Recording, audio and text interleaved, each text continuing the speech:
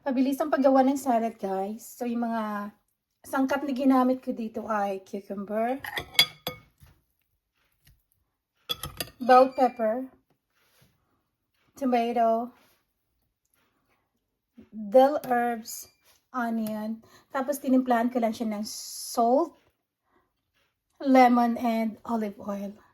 So, mainganyo ka talagang kumain, guys, kasi nakikita mo, colorful siya.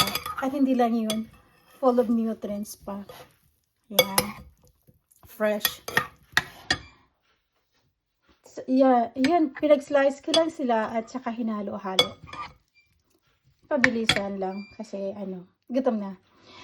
Yung salad na to ay masarap pag pag mayroon kang barbecue or inihaw na manok or inihaw na isda. Pwede mo rin siyang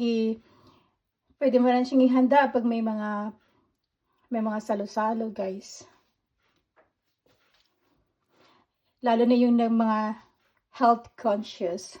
Ayan, subukan nyo to. Masarap. At saka mabilis lang gawin.